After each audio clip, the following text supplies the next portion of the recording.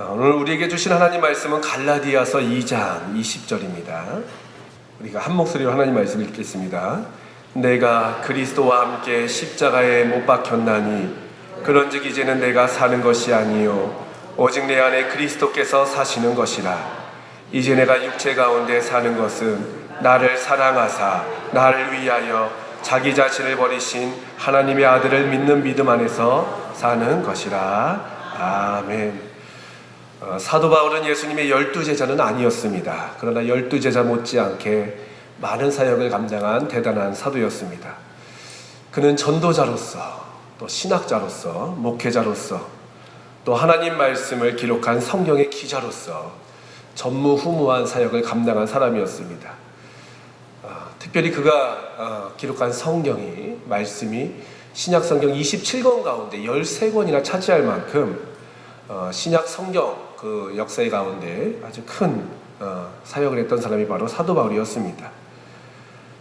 사도 바울이 기록한 성경이 있었기 때문에 복음이 무엇인지, 또 하나님 나라가 어떤 곳인지, 또 악한 이단의 세력과 또 그들의 미혹 방법이 무엇인지 자세하게 우리가 알게 된 것 같습니다. 그런데 더 놀라운 것은 사도 바울이 성경을 기록할 때에 그가 쓴 말씀이 성경 말씀이 되리라라는 그런 어떤 기대감을 가지고 쓴 것은 아니라는 것입니다. 누구에게 청탁을 받은 것도 아니고 또 은연중에 말씀을 기록하면서 이 말씀이 하나님 말씀이 되었으면 좋겠다, 성경 말씀이 되었으면 좋겠다, 이런 바람도 없었던 것 같습니다. 단지 그는 교회를 사랑했던 목회자였습니다. 전도자였습니다. 교회를 사랑하는 마음이, 또 후배 목회자를 사랑하는 마음이, 또 교우들을 생각하면서 적었던 작은 바람들이 후대의 하나님 말씀으로 채택이 된 것입니다. 구약의 모세오경 같은 경우는요, 그 말씀을 기록할 때부터 이미 하나님의 말씀으로 기록된 성경입니다. 창세기, 출애굽기, 레위기, 민수기, 신명기를 보면 하나님께서 모세를 통해서 주신 말씀, 그 생명의 말씀을 이제 글자로 옮긴 것이 바로 모세오경이겠죠. 근데 사도 바울이 썼던 그 글들은 처음부터 하나님의 말씀으로 그가 생각하고 쓴 책이 아니었다는 것입니다. 사도 바울의 이름으로 편지를 보낸 것, 교회를 향하여, 어떤 목회자들을 향하여, 개인을 향하여 보냈던 편지가 후대의 하나님 말씀으로 채택이 된 것이라는 것입니다. 그렇기 때문에 바울이 쓴 성경을 가리켜서 바울 서신이다 라고 말씀하고 있습니다. 여러분, 편지를 보내보셨습니까?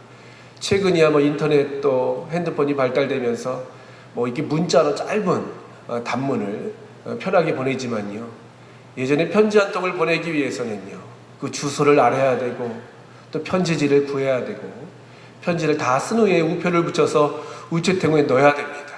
그리고 그 편지가 잘 도착했는지 또 확인하는 과정이 있죠. 이것도 참 어렵고 힘든 그러한 과정이 바로 편지를 쓰는 것이 아닌가 생각됩니다. 또 편지를 쓰다 보면요, 인사를 적어야 되고, 또 안부를 적어야 되고, 또 권면이나 설득, 부탁, 약속 등 여러 가지 형식이 다 집약되어 있는 하나의 그 완벽한 글귀가 바로 이 편지가 아닌가 생각됩니다. 사도 바울도 교회를 향하여, 또 목회자들을 향하여, 개인을 향하여 이 편지를 쓸 때는요, 인사도 있었고, 자신의 감정에 대한 설명도 있었고, 또 그가 처한 상황에 대한 이야기도 있었습니다. 또 그러면서도 자신이 하나님을 향한 신앙 고백, 하나님을 향한 간절한 소원들이 담겨져 있는 책이 바로 사도 바울이 썼던 바울 서신이 아닌가 생각됩니다. 바울 서신을 보면요, 계시적인 말씀도 많이 기록되어 있지만요, 개인의 신앙 고백이라든지 우리와 같은 연약함이 여과 없이 기록되어 있는 것을 바라보게 됩니다. 마치 구약의 시편처럼, 여러분 시편 말씀을 읽다 보면 그 시편 그 기자의 어떤 상황, 복잡한 감정의 상황들이 그대로 기록되어 있지 않습니까? 바울 서신을 읽다 보면 사도 바울이 왜 내가 지금 이런 상황을 당했는지, 그럼에도 불구하고 내가 왜 하나님을 바라볼 수밖에 없는지, 이러한 내용들이 진솔하게 담겨져 있다는 것입니다. 이렇게 놀라운 말씀 중에 사도 바울의 위대한 고백이 여러 곳에 등장하지만, 신학자들이 사도 바울의 그런 가장 아름다운 신학과 신앙의 핵심적인 말씀이 바로 어떤 말씀일까? 대부분의 학자들은 오늘 우리가 읽었던 갈라디아서 2장 20절의 말씀을 꼽고 있습니다. 여기 앉아 계신 성도님들 가운데도 아마 2장 20절을 암송하시는 분들이 많이 계실 것입니다. 이 말씀은 바로 사도 바울이 왜 하나님을 믿고 있는지, 또 하나님이란 분이 어떤 분이시고 예수 그리스도와 성령은 어떤 분이신지, 또 교회란 무엇인지, 구원이란 무엇인지, 여러 가지 신학적인 그 내용들이 함축적으로 기록되어 있다는 것입니다. 사실 사도 바울은 하나님의 교회를 핍박했던 사람입니다. 사울이란 이름으로 살면서 하나님의 교회와 성도들을 박해했던 그가 어떠한 그 심령의 변화, 또 어떤 상황의 변화가 있었기에 예수 그리스도의 신실한 종 사도 바울로서 변화되면서 하나님을 온전히 섬기고 많은 교회들을 세웠는지, 그 신앙 고백이 바로 이 짧은 한 구절의 말씀에 함축적으로 담겨져 있다는 것입니다. 여러분, 사람이 변한다는 것은 쉽지 않습니다. 여러분, 사람이 쉽게 변합니까? 아니죠. 사람이 변하는 것은요 쉽지 않습니다. 특히 여러분, 가족들 한번 생각해 보십시오. 자녀들이 쉽게 변합니까? 아니면 배우자가 쉽게 변합니까? 부모가 쉽게 변합니까? 변하지 않죠. 사람들은요, 자기가 가지고 있는 그런 생각들이 진리라고 믿기 때문에요, 웬만한 그런 상황 가운데서 변하지 않습니다. 참 열심히 있던 사울이었습니다. 참 교회를 핍박하는 데 앞장섰던 사울이 어떠한 그런 신학이, 어떠한 그 신앙이 그 마음속에 들어갔기에 한순간에 이 사람이 송두리째 변화될 수 있었을까요? 오늘 이 말씀을 통해서 우리가 그 은혜를, 그 사도 바울이 어떠한 믿음이 있었기에 그렇게 핍박자로서 하나님의 복음의 증인으로 변했는지에 대해서 살펴보기를 원합니다. 오늘 우리가 읽었던 이 짧은 성경 말씀을 크게 나누면요, 4문장으로 나눌 수 있습니다. 대한성서공에서 발행된 세번역 성경의 내용을 참고해 보면요, 오늘 우리가 읽던 말씀을 4문장으로 설명하면, 첫 번째, 나는 그리스도와 함께 십자가에 못 박혔습니다. 두 번째로는요, 이제는 내가 살고 있는 것이 아닙니다. 세 번째는 내 안에 그리스도께서 살고 계십니다. 그리고 마지막으로 4번째는요, 내가 지금 육신으로 사는 삶은 하나님의 아들을 믿는 믿음 안에서 사는 것입니다. 이렇게 4문장으로 나눌 수가 있다는 것입니다. 이 말씀을 곱씹으면 곱씹을수록 참으로 위대한 고백이 아닌가 생각됩니다. 우리의 신앙과는 참 차원이 다른 아름다운 모습을 보여주고 있는 것 같습니다. 어떻게 이런 고백을 할 수 있을까요? 나는 그리스도와 함께 십자가에 못 박혔습니다. 이제는 내가 사는 것이 아닙니다. 내 안에서 그리스도께서 사는 것입니다. 내가 육신으로 사는 삶은 하나님의 아들을 믿는 믿음 안에서 사는 것입니다. 어떻게 이런 아름다운 고백을 할 수 있었을까요? 물론 사도 바울은 예수님의 공생애와 함께했던 제자들을 만났습니다. 그 제자들을 통하여 예수님이 하셨던 일들을 자세히 들었겠죠. 또한 그는 말씀에 정통한 자였습니다. 율법에 대해서 정말 흠이 없이 지킬 만큼 율법을 잘 알고 그 말씀을 따라 살았던 사람이 바로 사도 바울이었습니다. 게다가 스데반의 순교 현장에도 있었던 사람이 바로 사도 바울이었습니다. 이런 것을 생각해 보면 이러한 고백을 충분히 할 수 있다라고 생각할 수 있습니다. 근데 반대로 생각해 보면요, 사도 바울은 참 어렵고 힘든 시기를 살았던 사람입니다. 왜냐하면 예수님을 믿는다는 이유로 유대주의자들, 열심히 있던 그런 율법의 바리새인들이라든지 서기관들에게 발각되면요, 고발이 되고 내 목숨을 내놓아야 되는 그런 상황 가운데 있던 시대에 살고 있던 사람이 바로 바울이었다는 것입니다. 동족들로부터 배척을 당하고 심지어 로마 제국에 반하는 세력들이 바로 예수님을 믿는 세력들이었다는 것입니다. 게다가 교회가 온전히 세워지지 않았던 시대에 살고 있었습니다. 이런 시대 가운데 이런 아름다운 고백을 드릴 수 있었다는 것은 참 놀라운 일이 아닌가 생각됩니다. 사도 바울은 그 당시 유대인들 사이에서 평안한 삶을 살 수 있는 그런 충분한 자격이 있었던 사람이었습니다. 사도 바울은 길리기아 다솔에서 로마 시민권을 가지고 태어났던 사람이었습니다. 여러분, 로마 시민권, 돈 주고도 얻기 힘든 그 대단한 그런 신분을 가졌던 사람이 바로 사도 바울이었다는 것입니다. 뿐만 아니라 당대의 최고 학구라 불렸던 가말리엘 문화에서 수학했던 사람이 바로 사도 바울이었다는 것입니다. 이렇게 그 당시에 지도자로서 살아갈 수 있었던 사도 바울이었음에도 불구하고 모든 특권을 내려놓고 모든 자신의 꿈을 내려놓고 한순간 핍박자로서 낙인 찍힌 사람처럼 살 수 있었던 이유는 바로 그 안에 이러한 확신이 있었기 때문이라는 것입니다. 오늘 우리가 읽었던 말씀 네 문장으로 요약했지만 크게 두 부분으로 나눌 수 있습니다. 첫 번째, 두 번째 문장은요, 나는 죽었다. 나는 예수 안에서 죽었다. 또한 세 번째, 네 번째 문장은요, 그럼에도 불구하고 나는 예수님의 은혜 가운데 살고 있다. 이렇게 나눌 수 있다는 것입니다. 내가 그리스도와 함께 십자가에 못 박혔다. 이제는 내 자아가 살고 있지 않다. 결국 죽음을 말하는 것이죠. 이 죽음은 생물학적으로 말하는 죽음이 아닙니다. 내 자아를 포기하는 삶입니다. 더 나아가서 내 자아가 죽는 삶을 말하고 있다는 것입니다. 자아가 죽는다는 것을 말로는 할 수 있지만요, 우리는 신앙생활을 하면서도 내 자아가 포기되는 것이 얼마나 어려운지 알고 있습니다. 참 자아가 죽을 수밖에 없다라고 고백하지만요, 여전히 내 모습을 바라보면 자아가 살아있는 것을 바라보게 됩니다. 어떤 사람들은 더 자아를 강화하기 위하여 교회 다니는 사람들도 있다는 것입니다.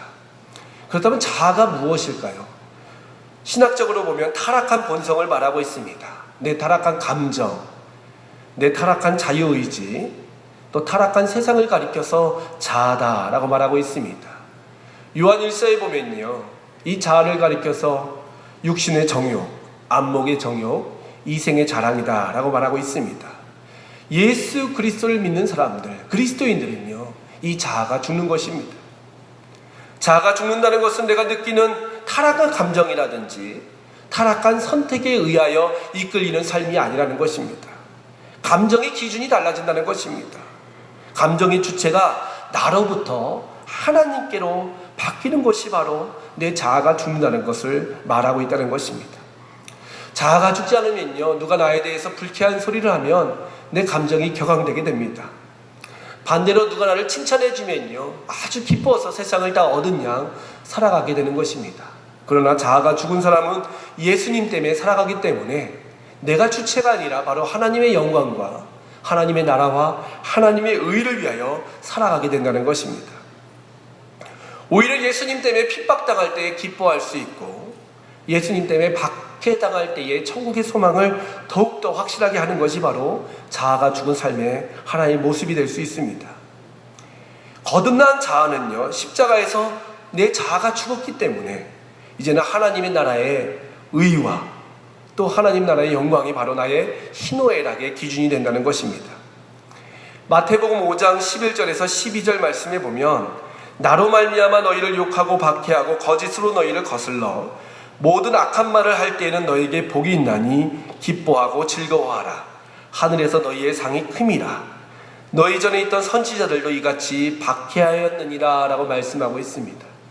박해를 받을 때에, 예수님 때문에 핍박을 받을 때에 기뻐하고 즐거워하는 삶, 그것이 바로 예수 그리스도의 십자가에서 자아가 죽은 사람의 특징이라는 것입니다. 교회사적으로 보면요, 실제로 네로 황제 때나 도미티아누스 황제 때에 기독교인들이 엄청난 핍박을 당하게 됩니다. 예수님을 믿는다는 이유로 잡혀가지고 심한 고문을 당하게 됩니다. 그리고 심지어 생명을 잃게 되는 순교에 참여하게 되는 것이죠. 사실 네로나 도미티아누스 같은 경우는 예수 믿는 자들을 핍박하고 압제하고 그들에게 고통을 주면 그들이 배교할 줄 알았습니다.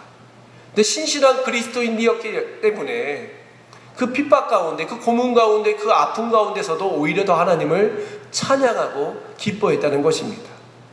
심지어 믿는 자들 사이에서 예수님 때문에 순교당한 자들이 추앙을 받게 되는 그러한 일들이 기록되어 있습니다.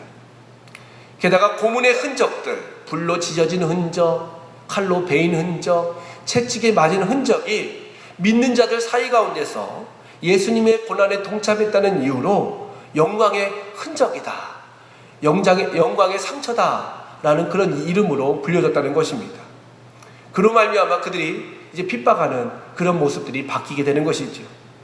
예전에는 때리고 예전에는 고문을 주고 그들을 아프게 했다면 이제는 그것으로 되지 않으니까 다른 방법으로 그들에게 배부르게 하고 등 따시게 하는 방법으로 그들을 핍박했다라는 그런 교회사적인 기록들이 있습니다.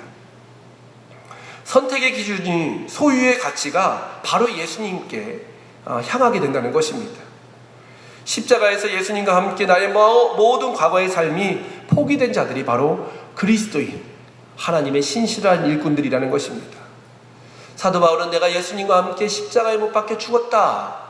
이 죽음은 결국 나의 자아를 말하고 있다는 것입니다. 그러면서 내 안에서 새롭게 생명이 거듭나고 있는데 그것은 바로 예수님이 내 안에서 살고 계시다는 것입니다. 내가 지금 육신으로 사는 삶도 하나님의 아들을 믿는 믿음 안에서 사는 것이다 라고 고백하고 있다는 것입니다. 내 자가 죽는 것으로 끝나는 것이 아니라 내 안에서 예수님을 믿는 믿음이 놀랍게 살아나고 있음을 그는 고백하고 있습니다. 여러분 한번 십자가를 한번 생각해 보십시오. 예수님은 엘리 엘리 라마 사박다니 하면서 돌아가셨습니다. 죽음으로 끝난 인생이셨습니까? 아니었습니다. 예수님은 그 죽음으로 인하여 모든 인류의 죄를 대속하셨고 죄와 사망의 저주가 생명으로 삼킨 바 되는 놀라운 기적의 역사를 이루어 주셨다는 것입니다. 한 알의 밀이 땅에 떨어져 죽으면 그 형체는 없어지지만 더 놀라운 것은 그 희생으로 말미암아 그 고통과 그 헌신으로 말미암아 놀라운 생명의 역사가 일어나게 된다는 것입니다. 내 삶의 주체가 하나님으로 바뀌면 하나님께서 책임져 주시는 인생이 된다는 것입니다. 교구 방문 중인데요. 어떤 교구를 이제 방문하게 되었습니다. 근데 한 집사님께서 자신의 삶을 얘기합니다. 어렵고 힘든 삶을 얘기하십니다. 목사님, 제가 이렇게 넘어졌습니다. 제가 이렇게 실패했습니다. 저는 아무것도 아닌 그런 존재인 것을 깨닫게 됐습니다. 하면서 마지막에 목사님 제가 말하는 것이 참 주책이지요 라고 이렇게 얘기했습니다. 그때 제가 맞습니다. 주책입니다. 주님이 책임져 주시는 말씀입니다. 라고 이렇게 얘기했습니다. 내 상황 가운데 찾아오는 곤란, 아픔, 상처들 물론 내가 감당하면 그것은 참 어렵고 힘든 일이지만 주님께 맡기면 주님이 책임져 주시는 놀라운 기적의 역사가 나타납니다. 출애굽기에서 애굽에 살던 이스라엘 백성들이 염려했던 것은 바로 광야에서 어떻게 먹어야 될까, 어디서 지내야 될까라는 염려였습니다. 사실 애굽은 몸은 고대지만 그들에게 집이 있었고 먹을 것이 보장된 그런 곳이었습니다. 그러나 모세와 함께 그들이 광야에 나갔을 때 이제는 하나님께서 그들의 인생을 책임져 주셨다는 것입니다. 하나님께서 만나를 통하여 그들에게 먹을 것을 주시고 불기둥과 구름기둥으로 그들의 추위와 더위를 이기게 하셨습니다. 그래서 마지막 그 40년이 지난 후에 모세를 통해서 주님께서 주신 말씀은 주께서 40년 동안 너희를 광야에서 인도하게 하셨거니와 너의 몸에 옷이 낡아지지 아니하였고 너의 발에 신이 헤어지지 아니하였으며 너희에게 떡도 먹지 못하며 포도주나 독주를 마시지 못하게 하셨음은 주는 너희의 하나님 여호와이신 줄 알게 하려 하심이니이다 라고 기록하고 있다는 것입니다. 결국 믿음으로 사는 사람, 내 자아가 아니라 하나님의 주신 그런 선물로 사는 사람은 하나님께서 책임져 주시는 인생이라는 것입니다. 바울은 자신의 모든 것을 다 내려놓고 주님만을 바라봤습니다. 그래서 그의 인생이 망했습니다. 예수님의 12제자들도 예수님의 이름 때문에 자기의 모든 삶을 다 포기하며 하나님께 드렸습니다. 그들의 인생이 비참한 인생으로 끝났습니까? 물론 당대는 어렵고 힘들었지만 역사적으로 볼 때에 그들은 가장 아름다운 삶을 살았던 자들이고 하나님 나라의 영광으로 하나님 나라의 기쁨으로 이 땅 가운데서 많은 사람의 본이 되는 인생이었습니다. 이 확실한 믿음이 있었기에 사도 바울은 끝까지 포기하지 않고 믿음의 경주를 달릴 수 있었다는 것입니다. 이 말씀이 기록된 갈라디아서는 사도 바울의 초창기 때 쓴 성경입니다. 데살로니가 전서와 함께 학자들에 따라서 어떤 사람은 데살로니가 전서다, 어떤 사람은 갈라디아서다. 사도 바울이 처음 예수님을 영접하고 처음 믿음 생활을 하면서 기록된 책이 바로 이 갈라디아서다라고 말하고 있습니다. 이 사도 바울의 신실한 고백은 디모데 전후서까지 계속 이어져서 나의 달려갈 길까지 내가 믿음을 지켰다라는 고백으로 아름답게 이 신앙 고백이 열매 맺어지고 있음을 바라보게 됩니다. 사랑하는 성도 여러분, 오늘 하루 살아가면서 물론 내 자아가 나를 짓누를 때도 있고 나를 이끌어갈 때도 있습니다.